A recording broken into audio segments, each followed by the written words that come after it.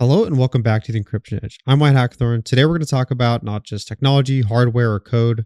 We're going to talk about human error, organizational disaster, and a ticking cryptographic clock that is far more terrifying than the Y2K bug ever was.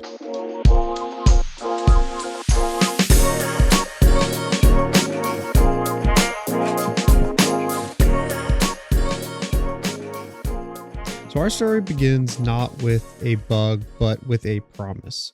The secure hash algorithm 1, or the SHA-1. For 2 decades, SHA-1 was the unbreakable digital fingerprint for the internet.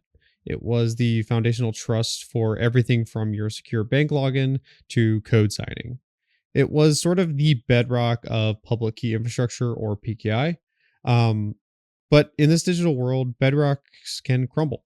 So the first warnings that our global digital trust infrastructure was fragile came long before SHA-1 officially died. So they came from a profound governance crisis. So in 2001, the largest certificate authority in the world, VeriSign, was duped. A scam artist posing as a Microsoft employee successfully persuaded VeriSign to issue two Class 3 code signing certificates in Microsoft's name.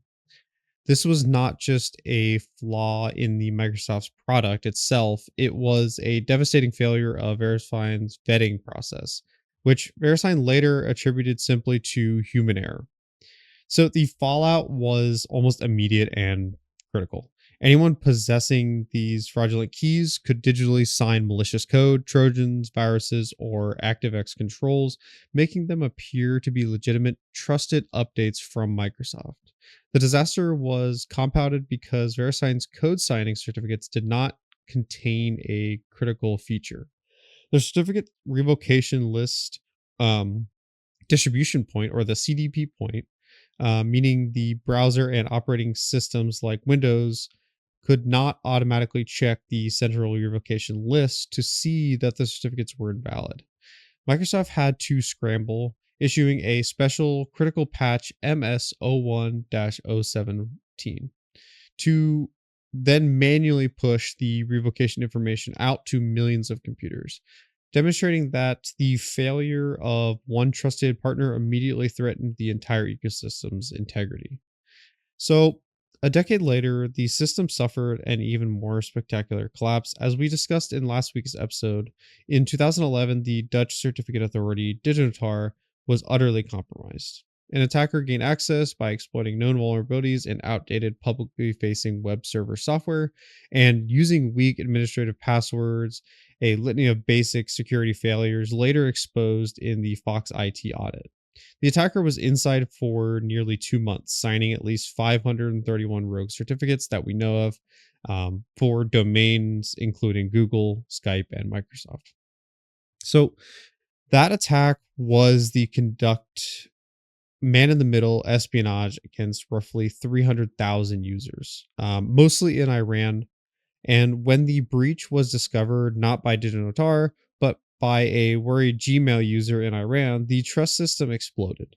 Diginotar's initially tried to quietly manage the crisis, but its failure to notify major browser vendors led to the collective furious responses. So, Mozilla and Google, effectively taking on the role of digital executors, blacklisted all Diginotar certificates, eventually leading to the company's bankruptcy. So, one of the biggest casualties was the Dutch's government public key infrastructure PKI overheat, which relied on Diginotar for its identity platform, DigitD. The government was forced to activate its national crisis structure, with internal teams investigating which processes relied on the poison certificates. This disrupted critical services like tax filing and things like car registration until the government could switch to a different trusted firm. As you can tell, that's a huge undertaking and is going to cause a lot of disruptions. So these two incidents, both VeriSign and Diginotar, taught the painful truth. The security of HTTPS is equal to the security of the weakest certificate authority in the world. So you have to make sure that all of the different certificate authorities are on the same page. So against this fragile foundation, the workhorse of cryptography, SHA-1, was slowly dying. NIST had sounded the alarm as early as 2011, depreciating SHA-1 and disallowing its use for digital signatures by the end of 2013. Based on theoretical research from 2005 showing collision attacks were becoming feasible. But fear is a bit of a poor motivator. Most enterprises waited until the threats were imminent. The shift from theoretical weakness to practical terror came in three acts. So there was the theoretical breakthrough in 2005. This is where researchers showed collision attacks were possible with significant fewer resources than brute force, costing only a fraction of the full attack. And then the practical demonstration in 2017. This is where Google and CWI announced Shattered, the first protocol or practical, working collision attack, generating two distinct PDF files that were identical to the SHA-1 hash. Now, in 2020, this is where the forgery nightmare happened. Researchers demonstrated shambles, the first chosen prefix collision, proving SHA-1 was fundamentally and practically broken for digital signatures, making certificate and PGP key forgery a realistic threat. The attack had estimated cost of just 45,000 per collision at the time.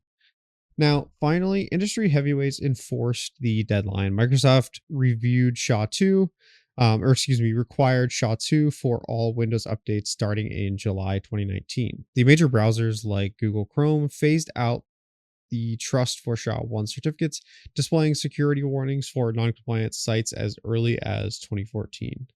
The ensuing panic migration exposed four devastating enterprise weaknesses. The switch to SHA-2 was a seemingly simple algorithm swap, yet it took years, in some cases more than a decade, to complete across the enterprise landscape. So, why was this? So, the first failure was the cryptographic blind spot or the inventory gap. The most critical failure was simple organizational blindness. Most enterprises lack the comprehensive automated inventory for all cryptographic assets in their landscape. They found public web certificates, but missed the hidden crypto embedded deep within the internal operations, including SSH keys. Other things like VPNs and encrypted databases, other examples like IoT devices and firmware. Without proper scanning tools, these digital certificates and keys remained invisible, tucked away in legacy code for undocumented services, creating vast IT shadows. So, to give an example, a healthcare client performing an initial discovery scan found telemetry sensors using legacy 1042-bit RSA keys, algorithms that should have been retired years earlier deep inside their network. This discovery phase proved to be the longest and most difficult part of the whole migration project. So now the second failure was the incompatibility trap or the dependency shock. So adoption failed because migration teams treated the change as a simple software fix. They neglected to check the entire technology stack. So deploying a new SHA-2 certificate only worked if all surrounding components, things like hardware, firewalls, load balancers, and firmware were compatible with SHA-2. When organizations failed to account for this dependency map, they faced outages and were forced to discard or replace expensive hardware and embedded systems entirely, realizing years of hidden technical debt simultaneously. Now, the third failure was the manual heroics. So, with this, organizations faced with thousands of certificates, they attempted manual generation of new signing requests or CSRs, manual installation, and manual tracking of expiration dates. This very manual process, as you can tell, is with the rush to meet deadline strategy proved inefficient. It was very error prone and unsustainable, leading directly to product delays and budget overruns. The scale of modern digital enterprises demanded automated workflows, yet most companies relied on human effort, guaranteeing failure in those efforts. So the last thing is the blind C suite or the governance gap. At its core, SHA-1 migration was neglected to a low priority IT task, failing to secure C-level sponsorship or CISO or CTO, um, without executive alignment, the project lacked the political capital and resources necessary to cross department silos. This results in a lack of coordination and reduced visibility across business functions. Today, we stand on the edge of the quantum transition, a challenge that amplifies every failure of the SHA-1 era. The threat is not just future tense, it is immediate. The development of the cryptographically relevant quantum computer running Shor's algorithms threatens to break the mathematical foundation of modern public key infrastructure. So things like RSA, ECC, rendering all secure communications vulnerable. Experts estimate a 50% chance of these quantum computers breaking RSA 2048 in the next 15 years.